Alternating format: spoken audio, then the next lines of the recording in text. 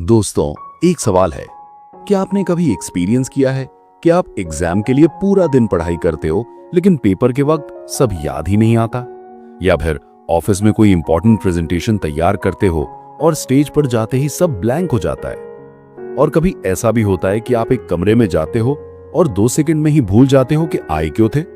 ऐसा सबके साथ होता है। और इसका मतलब ये नहीं कि आपका ब्रेन वीक है। प्रॉब्लम यह है कि हम अपने दिमाग के असली रूल्स ही नहीं जानते। सोचो जरा, अगर आपको पता चल जाए कि ब्रेन कैसे काम करता है, कैसे याद रखता है, कैसे फोकस करता है और कैसे स्ट्रेस में रिएक्ट करता है, तो आप अपनी लर्निंग, क्रिएटिविटी और प्रोडक्टिविटी को 10x कर सकते हो। यही सीक्रेट शेयर करते हैं जॉन मेडिना अपनी जबरदस्त किताब ब्रेन रूल्स में। और आज हम जानेंगे 10 ऐसे पावरफुल ब्रेन रूल्स जो आपकी सोचने और सीखने की कैपेसिटी को कंप्लीटली बदल देंगे। तो चलिए शुरू करते हैं और खोलते हैं अपने दिमाग के असली राज। Rule 1, exercise boosts brain power. दोस्तों, एक सवाल है, क्या आपने कभी नोटिस किया है कि जब आप पूरा दिन बेड पर पड़े रहते हो या बस फोन स्क्रॉल करते रहते हो तो दिमाग डल लगता है, कुछ याद ही नहीं रहता। लेकिन जैसे ही आप थोड़ा वॉक करते हो या एक छोटी सी रन लगाते हो, सडनली एनर्जी आ जाती है और माइंड क्लियर लगता है। क्यों होता है ना ऐसा? एक स्टूडेंट था रोहन। उसकी प्रॉब्लम थी कि वो आवर्स तक किताब खोलकर बैठा रहता, लेकिन 15 मिनट में ही माइंड वॉन्डर कर जाता। एग्जाम्स पास आ रहे थे और उसे समझ नहीं आ रहा था कि फोकस कैसे इंप्रूव करे। फिर उसने एक सिंपल हैबिट शुरू की, रोज सुबह 20 मिनट ब्रिस्क वॉक। शुरू में उसे लगा कि ये टाइम वेस्ट है, पर धीरे धीरे उसने नोटिस किया कि उसका कंसंट्रेशन बढ़ गया, नोट्स ज्यादा याद रहने लगे और पढ़ाई बोरिंग नहीं लगती थी। जॉन मेडिना कहता है कि एक्सरसाइज एक मिरेकल ग्रो है फॉर द ब्रेन। जब आप वॉक या रन करते हो तो आपके ब्लड में ऑक्सीजन और न्यूट्रिएंट्स बढ़ जाते हैं जो डायरेक्टली ब्रेन सेल्स को फीड करते हैं। यह प्रोसेस न्यू ब्रेन सेल्स को ग्रो करता है और ओल्ड सेल्स को एक्टिव रखता है। इसका मतलब है कि एक्सरसाइज सिर्फ बॉडी को फिट नहीं बनाती, बल्कि ब्रेन को भी सुपर शार्प बनाती है। इसलिए अगर आप अपनी लर्निंग स्पीड और मेमोरी को डबल करना चाहते हो तो अपनी रूटीन में एक सिंपल रूल ऐड करो, रोज सुबह 30 मिनट की वॉक या थोड़ा वर्कआउट। बिलीव मी, ये छोटी सी हैबिट आपके ब्रेन को एकदम टर्बो मोड में डाल देगी। Rule 2, the human brain evolved too.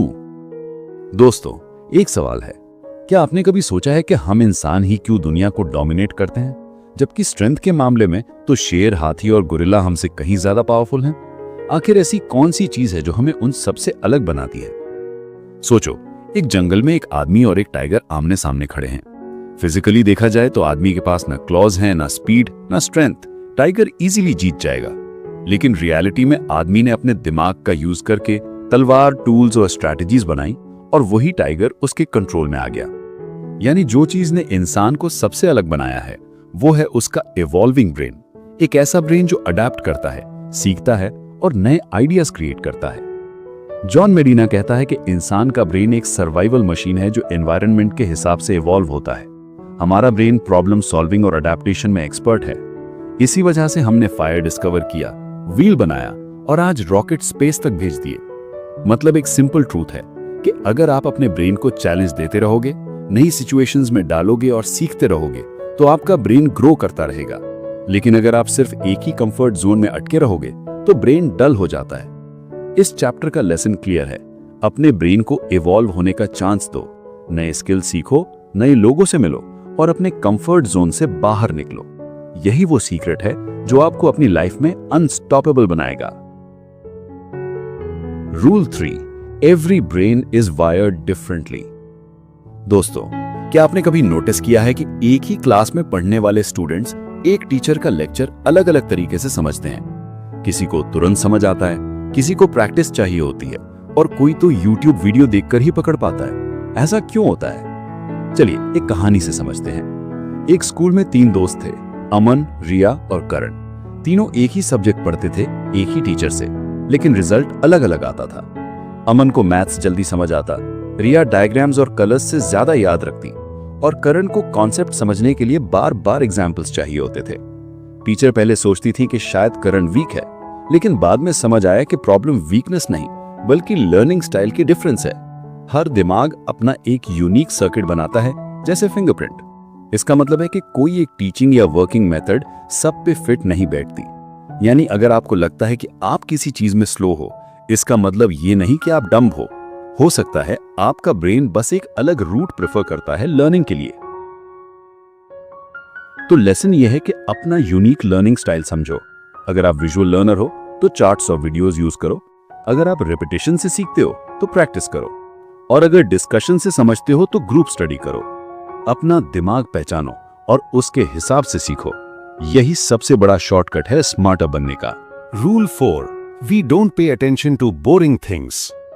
दोस्तों, एक सवाल है, आपने कभी क्लास या मीटिंग में बैठे बैठे नोटिस किया है कि 10 मिनट बाद ही आपका दिमाग कहीं और चला जाता है? अचानक याद आता है कि लंच में क्या खाएंगे या फिर फोन चेक करने का मन करता है। ऐसा क्यों होता है? एक बार एक कॉलेज प्रोफेसर 2 घंटे कंटिन्यूअसली लेक्चर दे रहा था। स्टूडेंट्स पहले 5-10 मिनट तो ध्यान से सुन रहे थे, पर धीरे धीरे सबकी आंखें बोझल होने लगीं। कोई विंडो के बाहर देख रहा था, कोई अपने फोन से खेलने लग गया।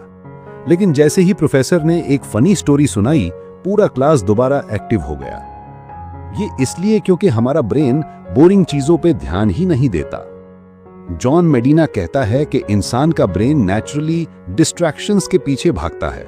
हम ज्यादा देर एक मोनोटोनस चीज पे कंसंट्रेट नहीं कर सकते। रिसर्च बोलती है कि एक इंसान का अटेंशन स्पैन सिर्फ 10 मिनट का होता है। उसके बाद अगर कुछ इंटरेस्टिंग या इमोशनल एलिमेंट ना आए तो ब्रेन ऑटोमेटिकली स्विच ऑफ हो जाता है। लेसन ये है कि अगर आप चाहते हो कि कोई भी चीज आपको याद रहे या दूसरे आपकी बात सीरियसली लें, तो उसमें इमोशन, स्टोरी या नॉवेल्टी ऐड करो। चाहे आप पढ़ाई कर रहे हो या प्रेजेंटेशन दे रहे हो, बोरिंग से ज्यादा एंगेजिंग चीज हमेशा ब्रेन को अट्रैक्ट करती है। रूल 5, याददाश्त तस्वीरों से जुड़ती है। दोस्तों, क्या आपने नोटिस किया है कि हमें लोगों के चेहरे तो सालों तक याद रहते हैं, लेकिन उनके नाम तुरंत भूल जाते हैं?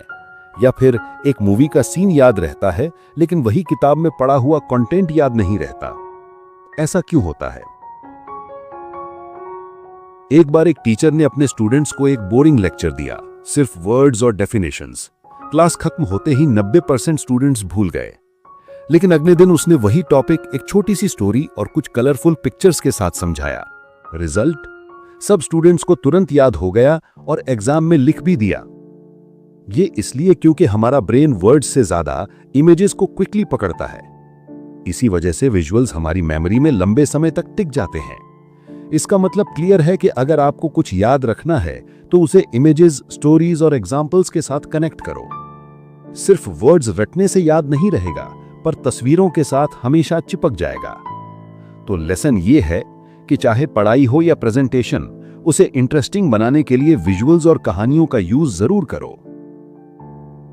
रूल 6, रिपीट करो तभी याद रहेगा। दोस्तों, क्या आपने कभी सोचा है कि एक गाना हमें इतना जल्दी कैसे याद हो जाता है? सिर्फ 2-3 बार सुनो और लिरिक्स याद, लेकिन वही स्कूल का चैप्टर 10 बार पढ़ने के बाद भी याद नहीं होता। ऐसा क्यों होता है? तो चलो समझते हैं। एक स्टूडेंट था अर्जुन। उसने एक हिस्ट्री चैप्टर रात भर रट्टा मार के पढ़ा। अगले दिन एग्जाम दे दिया। रिजल्ट एग्जाम के बाद सब भूल गया। दूसरी तरफ उसका दोस्त नीरज रोज थोड़ा थोड़ा करके चैप्टर रिवाइज करता था। मंडे को एक बार, वेंसडे को दोबारा और संडे को एक और बार। एग्जाम आने पर नीरज को सब नेचुरली याद था, बिना टेंशन के, क्योंकि मेमोरी को स्ट्रांग बनाने का एक ही राज है, रेपिटेशन। जॉन मेडिना कहता है कि हमारा ब्रेन यूज इट और लूज इट प्रिंसिपल पे चलता है। मतलब जो नॉलेज बार बार यूज होती है वो स्ट्रांग होती जाती है, और जो रिपीट नहीं होती वो धीरे धीरे फेड हो जाती है। इसलिए एक बार पढ़ने से नहीं चलेगा, आपको स्पेसिंग इफेक्ट लगाना होगा, यानी अलग अलग इंटरवल पे रिवाइज करना। इससे दिमाग उस मेमोरी को परमानेंट बना देता है। इसलिए अगर आपको कुछ याद रखना है, चाहे एग्जाम के लिए या लाइफ के लिए, तो उसको रिपीट करते रहिए। एक ही बार में घुसाने से कुछ नहीं होगा, लेकिन छोटी छोटी बार बार प्रैक्टिस से वो नॉलेज हमेशा के लिए चिपक जाएगी। रूल 7, सोते वक्त दिमाग सबसे ज्यादा काम करता है। दोस्तों, क्या आपने नोटिस किया है कि एग्जाम की रात भर पढ़ने के बाद अगले दिन सब उल्टा पुल्टा लगता है? लेकिन जब अच्छी नींद लेकर पढ़ते हो तो चीजें अपने आप याद रहती हैं। ऐसा क्यों होता है? एक लड़का था रोहित, उसने रात भर जगकर मैथ के फॉर्मूलाज रटने की कोशिश की। सुबह तक उसका दिमाग हैवी लग रहा था और एग्जाम हॉल में सब भूल गया। उसकी दोस्त अंजलि ने सिर्फ 2 घंटे पढ़ा और टाइम पे सो गई। सुबह उठकर रिवाइज किया और एग्जाम में टॉप कर गई। डिफरेंस सिर्फ एक था कि अंजलि ने अपने दिमाग को सोने का टाइम दिया, रोहित ने नहीं। जॉन मेडिना कहता है कि जब हम सोते हैं तब दिमाग पूरी मेमोरी को सॉर्ट और ऑर्गेनाइज करता है। जो चीज दिन भर सीखी होती है वो नींद के दौरान शॉर्ट टर्म मेमोरी से लॉन्ग टर्म मेमोरी में शिफ्ट होती है। इसलिए जब हम सही से नहीं सोते तो ब्रेन को वो प्रोसेस करने का चांस ही नहीं मिलता। रिजल्ट भूलना, कंफ्यूजन और थकान। तो लेसन ये है कि अगर आप अपने ब्रेन को शार्प रखना चाहते हैं तो 7-8 घंटे की क्वालिटी स्लीप लेना जरूरी है। नींद सैक्रिफाइस करके पढ़ाई या काम करना एक टेम्पररी जुगाड़ है, लेकिन लॉन्ग टर्म में आपके ब्रेन को वीक बना देता है।